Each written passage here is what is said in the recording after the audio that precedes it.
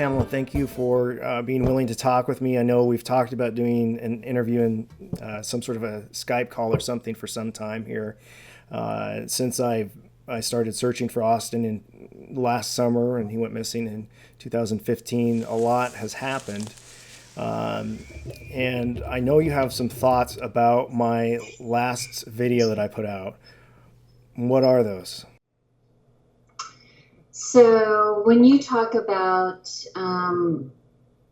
whether or not, or where you land on any given day on whether or not Austin is alive or not, I have to tell you that's exactly where I am. So that really resonates with me. I feel like I go through that on an ongoing basis. I dream about it, I think about it, it pops into my head at the oddest times, but it changes. For me, I know you in your last video you talk about and you do as always your heart's in the right place. Like most people who are following the story, um, you land on a conclusion, and for me that's been a little bit different. I have not been able to arrive at a conclusion that I can stick with. So I'd say that is for me probably my first response. Hmm. And I think that that is a good response. And my conclusion, I have a suspicion of what I think has happened, and it's to a point where I feel like I just need to change my focus just because I can't go out and search in the areas where I think he is. It's too far. It's too broad of a scope. And although I am going to do probably some more searches out in the woods too, but I think it is important to note that we just don't have any positive identification at this point, and it's really up in the air. And for me, though, personally, one of the things I enjoy is being out there in the forest and and interacting with our community, the police and search and rescue, to try to figure these things out and know where I can look. And the truth is that I've done a lot of speculation, and it's not we don't know what's accurate until we find Austin. That would be my end point. I would definitely say I agree with you on that. For me, it's become something else in the process at this point. What's compelling, what's most compelling to me right now is what lies behind the thoughts of each person who is hearing or listening to my brother's story. And everyone who hears his story or is accurate, carefully following it, all of those people are frequently arriving at a conclusion for whatever reason. But in fact, there really is no definitive answer. And I feel like, and I've gotten to this point, that it's okay. It's okay with me. It doesn't matter to me wherever anyone lands on whether they think my brother's alive, whether they think, whatever they think might have happened. And like I said, I go back and forth all the time. And so for me, when people ask me, as they often do, what do you really think happened? My answer is, I really don't know. I mean, I really don't know. Um, but I would like, most of all, you mentioned this, as we were getting started, what would you most like out of this? And it was a new thought. I haven't thought of that, but I would most like for my brother's story to be heard with compassion. Hmm. Yeah, I can really see that, and I think that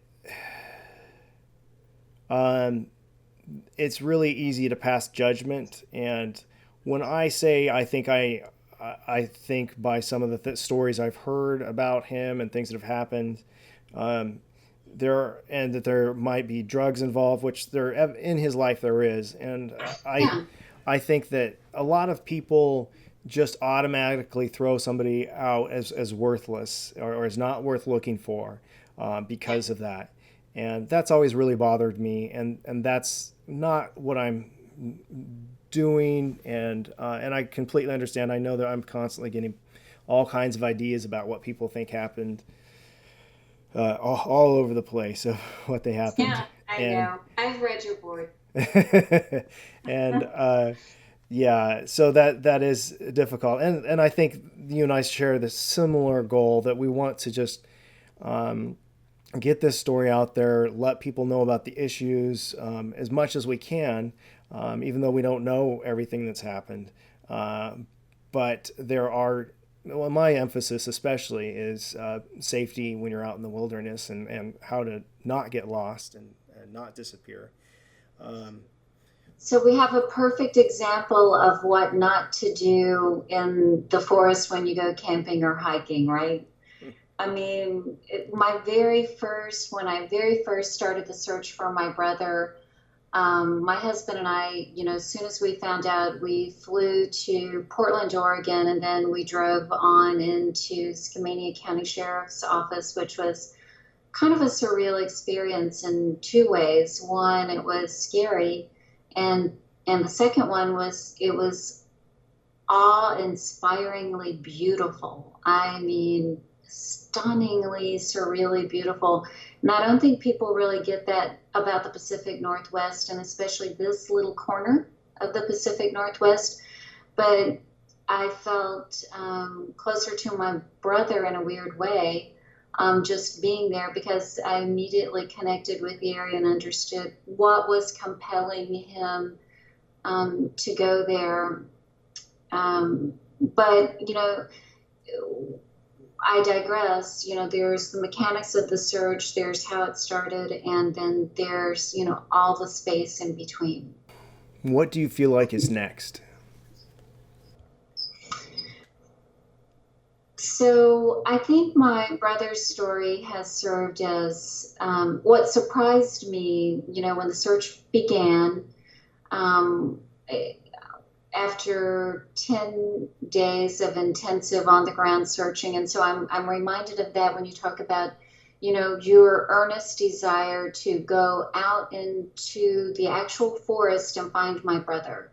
And it's funny, I think that there's this pioneering spirit in the Pacific Northwest where everyone feels that way. They just want to put their boots on and, like physically go find someone. It's different, for me, for someone like me, because that I'm not a like go into the forest kind of person. My brother was, but it's a bit daunting, that whole idea. I figure I'd get lost. And the sheriff basically looked at me and said, "You'll get lost, right?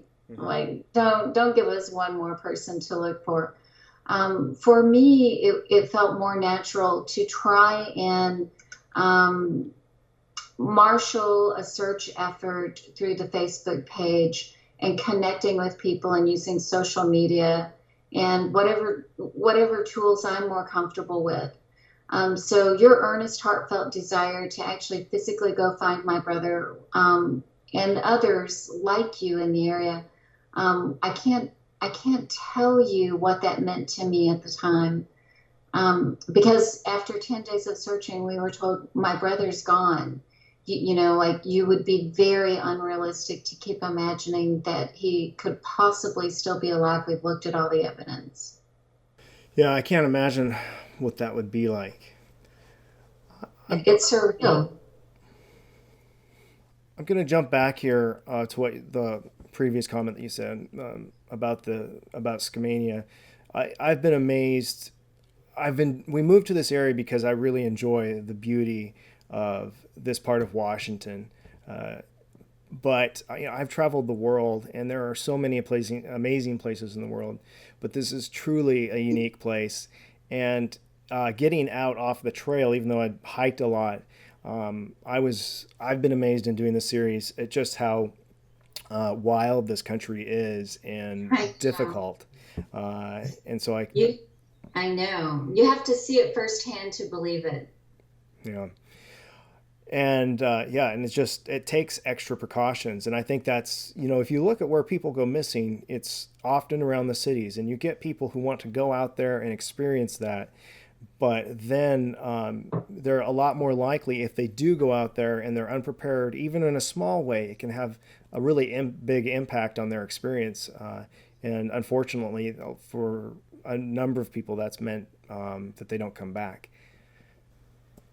Yeah. So I'm sorry, I didn't mean to interrupt you. No, go ahead. Um, so we've already touched on, and I think this conversation is part of what I think I learned by starting the search process for my brother, and kind of backtracking a little bit. After an intensive on the ground search, we were told my brother, no way could he still be alive, be realistic and get on with your life. So, in so many words. But I started the Facebook page because I couldn't quite believe it. And it was that sentiment that you're talking about that sort of buoyed me personally, and I think others who are reading about it, into looking further, however they looked, whether it's online, whether it's investigating, whether it's putting your boots on and going out into the forest. Um, so that was the first amazing part of this journey for me, was understanding that. The second amazing part of this journey for me was understanding that this raises a lot of emotional issues for a lot of people. And it certainly does with me, obviously, but on many, many different levels. You're dealing with, do we care as a culture? What's the what is, what is the rainbow code? Who are these rainbow people out in the forest? And you've been really out there trying to cover all of these pieces. But I just want to say, I think the story's become kind of a lightning rod for different things, different things I didn't anticipate. And I think it's good. It gives us a chance to talk about a lot of different stuff.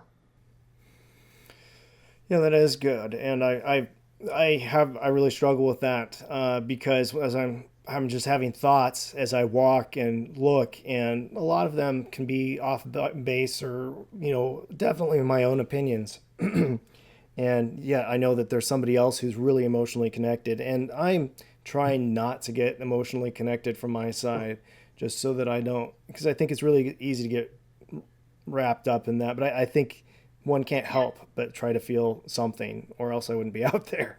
Um, I know. but, We all have a personal connection to the story, right? mhm. I mean, on some level, everyone does. They have a brother who went missing. They have a brother who had a drug problem. They had a sister. They had a twin. They had a sibling. They themselves went through something similar. And so I've been like, I, I don't know. I'm sure there's a word for this in some country, but it's been like a feeling that's washed over me, and it's been amazing in a way. And I think maybe you're talking about the same thing. Yes, I think so. And I think too that it stirs something maybe deep within myself and maybe some others, is that what would happen if I went missing? Am I somebody that's worth searching for? And would somebody care about me and look? And that's even in just in our day to day lives. I think so many people are looking for care and love and support in a culture where we're actually really fragmented and split apart. And talk only over long distances. And when somebody moves away, sometimes they're just gone, and that's it. And that's the end of a relationship. Or so anyhow, I think love and the lack of love is a really common excuse me, is a really common thing that we all hold in common. That was a really bad take. Uh, Well, it makes me think of kind of your first question, which is, what do I think after seeing your last video? And it's funny, like I think I mentioned to you before we started recording, I think I mentioned I don't care anymore where someone lands on any given day on what they think. To me, it's more about what's going on, what other elements are going on with how they're reacting to the story. But when you look at the story logically, you might come up with an answer of no, he's not out there, much like the sheriff did. Because, and I say that because the police and other experts, based on my research, say that it's fairly impossible to um, stay missing, to disappear and stay missing. But my brother doesn't really fit the profile of that person. Typically, there's someone who has, they're running from something. And he wasn't running from anything. He wasn't running from debt. He wasn't running from a lawsuit or, any sort of, criminal investigation or even a parking ticket. In fact, his girlfriend said they were very happy. So it doesn't really fit the profile of someone who wants to disappear. And to me, it doesn't fit his nature, because this question comes up all the time. It doesn't fit his nature. So I think it's hard to understand the person that he is or was, because we only have the snapshot of someone who is taking LSD on a quote vision quest, and we see a picture of him without, probably food or water, for a good bit, maybe slightly dehydrated, and with the benefit of, LSD or mushrooms, that snapshot can be a bit misleading. For anyone. I know, I think that if I have a bad hair day, um, but this is like, on a different level of what do we think when we see someone, what are we willing to not do because, they just don't, they just don't, you know, they don't align with what we believe is, a person who needs help. Maybe they align with someone we think who deserves not to be helped for whatever reason. And so this is part of that lightning rod that I mentioned, where a lot of different things come up. I hope I haven't digressed too much there. No, I thought about that a lot too, and just how we are. It's we are so easily pass judgment on others for their faults, but which one of us is really perfect and doesn't have major flaws? And we may not be a drug addict or whatever else that some other person may have, but I guarantee if we examined each one of our lives, we would have major character defects. And if somebody thinks they don't, then they're just not living completely in reality. So anyhow, I think we all have humanity in common, I think. Whether we want to admit it or not, we do. And I think that's been part of the learning for me. It seems like you asked me, where I personally am with the story about my brother. And, for me, it's been, I talk about everyone else on their journey and what they might be thinking happened to my brother based on what's going on in their life. And it's the same in a way for me. It's been, it's been a year and a half. The first year was brutal. I'm glad I kept searching after the authorities told us to give up. I'm glad I kept searching because now we know he did make it out of the area. It's been confusing since then to understand. It feels like there's hope. And at the same time, there's a lot of confusion around that. Whatever my brother did in his life, right or wrong, I mean, he's a person. We all make mistakes. I'm not justifying anything. That's not what I'm here to do. But like you said, there is a certain humanity that we all share. And what I've learned is no one is above it. No one, there's no one I meet that I don't think there's anyone I meet that can say they haven't in some way been touched by something similar. So true.